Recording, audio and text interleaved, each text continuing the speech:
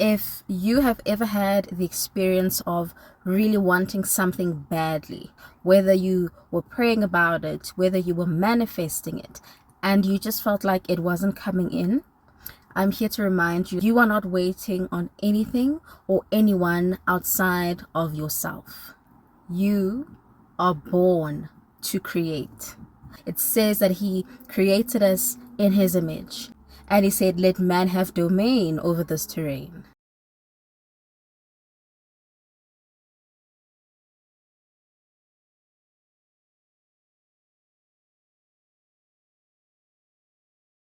Welcome, bestie. This is, of course, Mindset and Manifest, where we come to discuss all things spirituality, psychology, Christ consciousness, in order to expand our consciousness as well as create the lives that we desire. The fact that it says that He made you in His image means you have that very essence in yourself to create. You have the power to change worlds. Now, friend, these are not just spiritual truths. These are scientific, proven facts. This is where spirituality meets quantum physics. And before we get into everything, the biggest takeaway I want you to get from this is that you did not come here to struggle, to get delayed, to wait on the things that you want. The kingdom of God is within. You are part of the great I am. You come from the great I am, okay? And the beautiful thing is that He made us in such a powerful way. He gave us sound minds, right? A mind that doesn't just filter the environment to keep you safe, but it filters the environment to scan for things that are important to you. If your mind can be that malleable, that adaptive, you better trust that creation is exactly the same. Your physical reality is just as malleable, it's just as changeable. Let's get into it. Now, it says that in the beginning, God created, okay? Because He made us in His image. This means that just like Him, we are divine co-creators. We have the power, just as He did, to shape worlds. Okay, this is the first thing that you must understand. Not remember, but accept, is that you are a God-given divine vessel. You have the power infinitely to change anything that you see in your life, anything that you see in your reality. If you think about it, when God created the earth and He said, let there be light, He said that, and it says, and then there was. Right? It can be that simple. It can really be that quick for things to manifest for you. But you've got to do it with the conviction, with an inner knowing, right? And this is where Christ came in. The reason that Christ was able to perform miracles is because He lived in the space of knowing, right? Which means there is a realm, right? There's a frequency, there's a vibration, there's a way of being internally that if you tune into that level, you can quite literally live in a world where miracles happen for you every day. This is not far-fetched. This is scientifically proven, and this is backed by ancient wisdom. Because modern research tells us that you rewire your brain and you shift your energy field on a day-to-day basis. And this is where free will comes in. You've got to think of it like this. Every choice is like a brush stroke on your canvas of reality, right? Meaning, with the free will that you have, what intention are you putting out? In terms of your thoughts, in terms of your feelings, in terms of your actions, right? What am I choosing to focus my mind on? Am I choosing to focus on the breakup and how painful it was and how hurt I am? Am I choosing to focus on the job that I lost out of nowhere? Or am I choosing to go, well, now that this has ended, what else is there room for? What have I been putting off that I couldn't do because I was in that situation?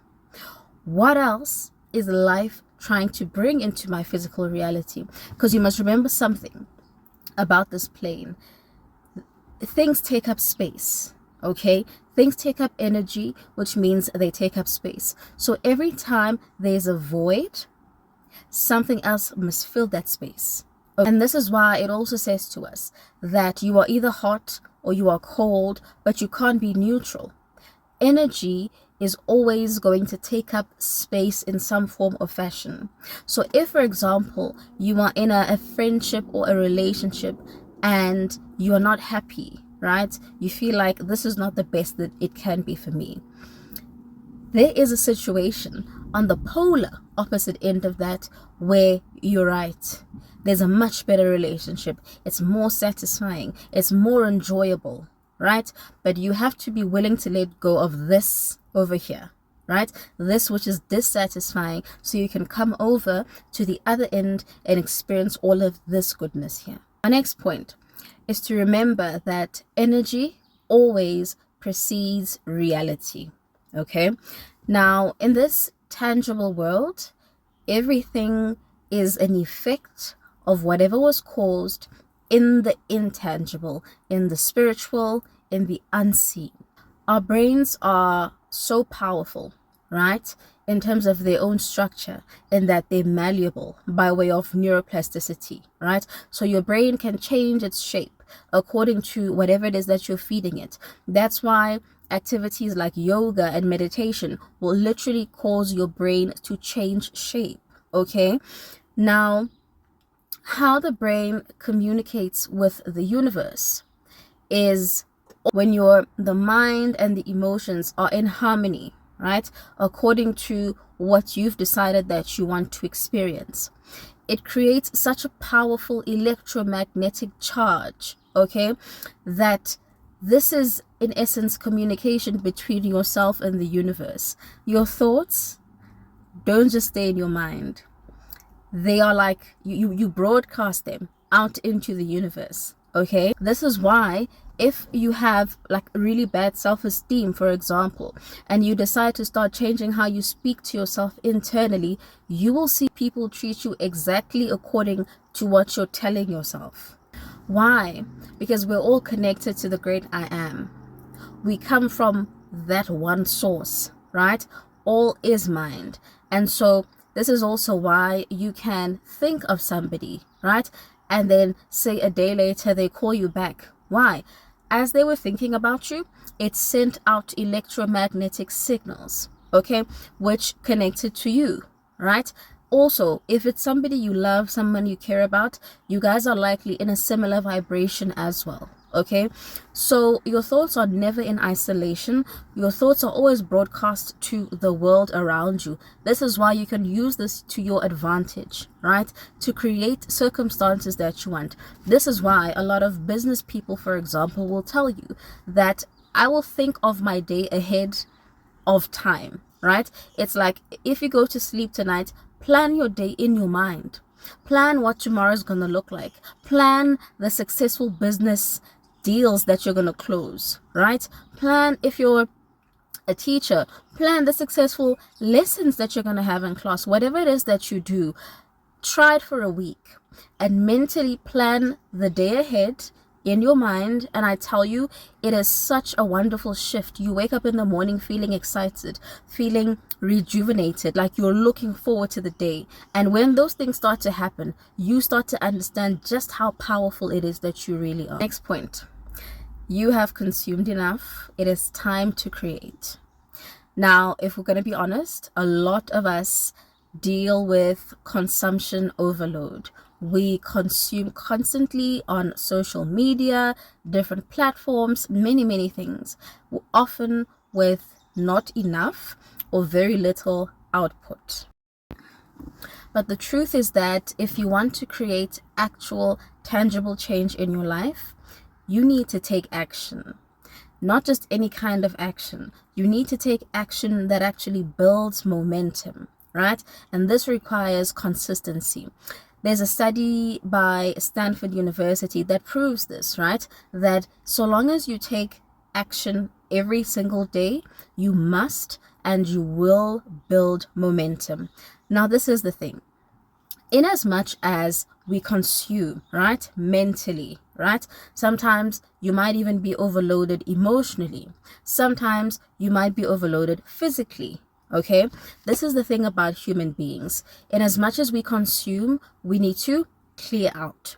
This is why exercises like a brain dump can be so effective. It's powerful. It's one of my favorite things to do, because ultimately your vessel, mentally, emotionally, physically, spiritually, you are supposed to be in balance. That's the ideal state. Not overwhelmed, not underwhelmed, not overstimulated, not understimulated, but in balance. Because when you are in that state, you are usually more connected to your higher self. Okay. Now, your higher self is the source of all creation. This is where multi-million rand dollar business ideas come from. This is where your genius level comes out. This is where it becomes easier to even do your work from a state of flow. Okay, instead of I have to, I don't want to do this. When you are tapped into divine creation, but you are balanced on this 3D plane, your life will start to change in the most powerful ways. You will feel good on a consistent basis, but you will also start to optimize levels at which you operate. Great examples of this. Mozart was actually recorded as saying that entire symphonies would come to him mentally in moments of clarity, almost like an instant download of sorts. While Beethoven was recorded as saying that music is a bridge between the spiritual and the sensual life. This tells us that despite his deafness, he more than likely attributed his success to divine source. Now, I say all of that to say this. You have a state of flow that you can also access. This is where your God state resides. This is where you are most authentic, you are most creative, but you are also most abundant.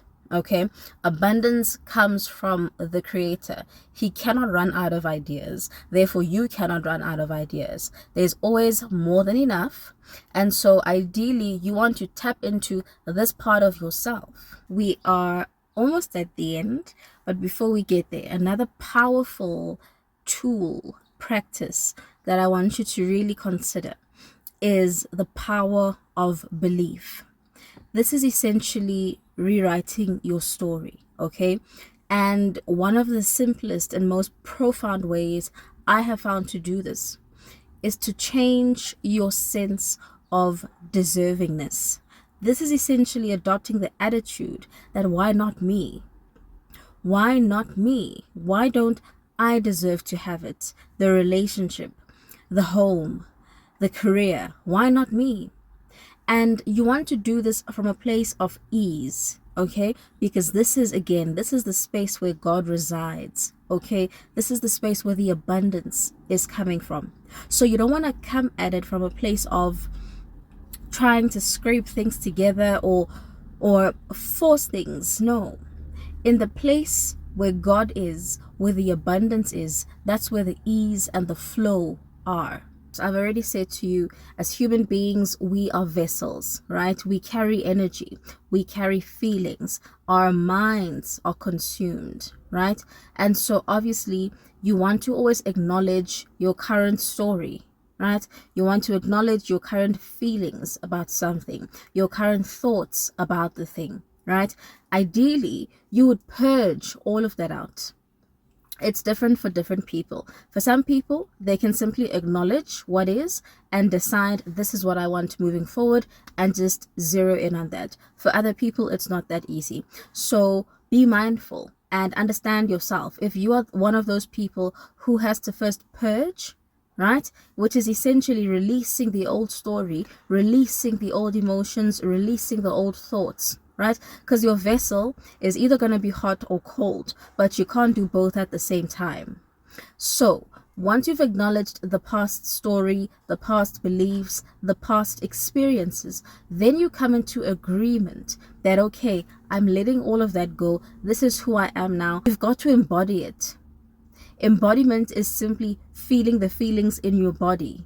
but it's such a powerful tool. It will literally cause you to quantum shift quickly. It's one of the quickest things I have ever used, and it works every single time.